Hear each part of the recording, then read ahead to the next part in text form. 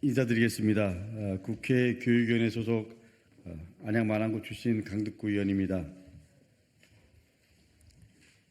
오늘 저는 학교 현장을 전혀 모르고 그리고 비합리적이고 그리고 비현실적으로 추진되고 있는 학교 기계설비 유지관리자 상시 채용 의무에 대해서 바로잡고자 무거운 마음으로 교육청노조연맹과 함께 이 자리에 섰습니다. 먼저 함께 기자회견에 참석하신 분들을 소개하도록 하겠습니다. 교육청노조연맹의 이관호 위원장님 함께 하셨습니다. 이창근 부위원장님, 김현수 사무처장님, 그리고 충북교육청노조 김강수 위원장님, 경기도교육청 일반직 공무원노조 장동인 위원장님, 대구광역시 교육청 공무원노조 우병규 위원장님, 세종특별자치시 교육청노조 오창정 위원장님, 울산광역시 교육청 일반직 공무원노조 김순희 소통실장님, 그리고 울산광역시 교육청 일반직 공무원노조 김옥동 조직강화실장님 오셨습니다. 같이 인사 부탁드립니다. 낭독은 이관호, 강동인, 오창정 위원장님께서 해주시겠습니다. 먼저 제가 모두 발언을 하겠습니다. 이 사안은 국토교통부에서 만든 기계설비법 시행령과 관련된 시행규칙의 문제에서 시작됩니다.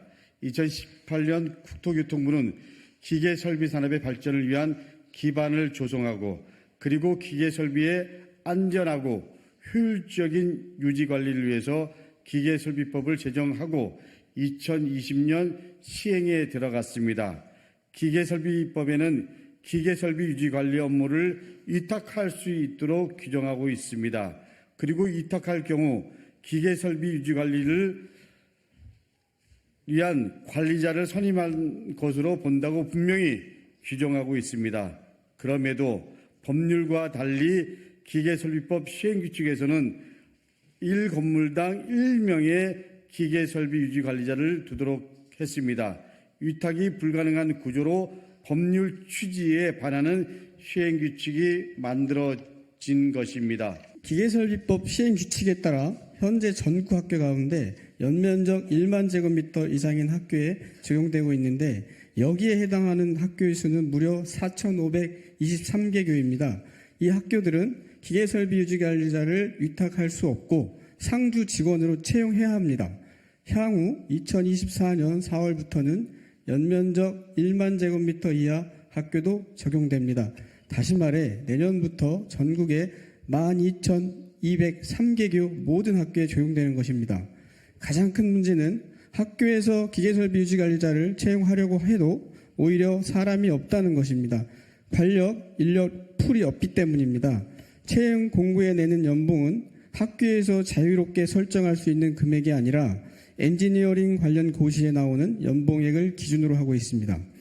울며 겨자 먹기식으로 학교에서는 채용 공고를 수차례 내고 있지만 유자격자가 학교에 정식 직원으로 오는 경우는 거의 없습니다. 실제로 학교 건물은 기계설비 유지관리자를 상주 직원으로 채용하지 않아도 된다는 것이 학교 현장의 목소리입니다. 이렇게 의무 채용을 하지 못하자 지자체에서는 과태료를 부과하기 시작했습니다.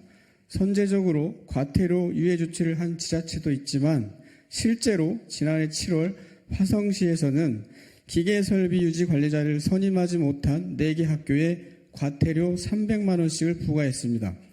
지자체 간에도 하나로 통일되지 못한 채 혼선이 빚어지고 있는 현실입니다.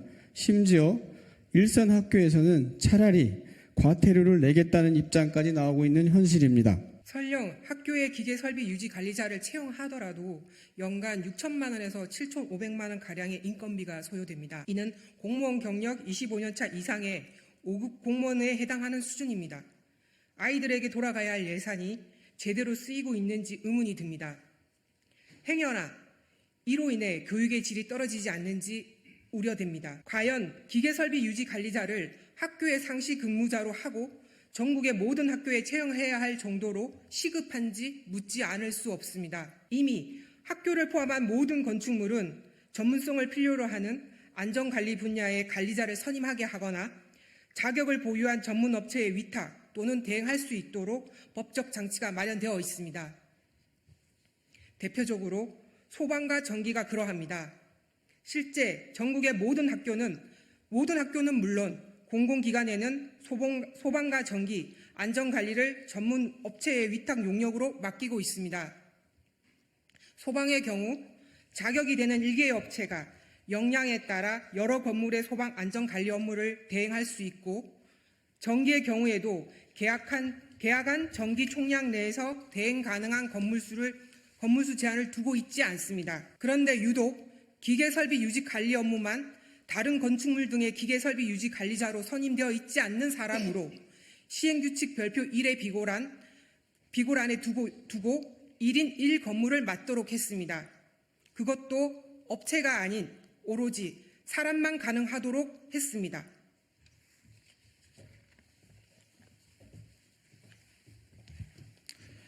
시당초 시행규칙에 전문업체 위탁이 불가능하게 만든 것입니다. 법률상에서는 업체에 위탁 가능하도록 해놓고 시행규칙에는 이를 맡고 있는 앞뒤가 안 맞습니다. 국토교통부는 이 부분에 대해 책임있게 답해야 합니다. 혹시 기계설비법 시행규칙이 기계설비 유지관리자, 유자격자나 관련 단체의 이해관계에 의해 만들어진 것이 아닌지도 반드시 의혹이 규명되어야 합니다. 다시 한번 묻겠습니다. 학교 기계설비 유지관리자가 꼭 1인 1일 근무만 맡아야 할 정도로 심각하고 중대한 이유가 있는 것입니까?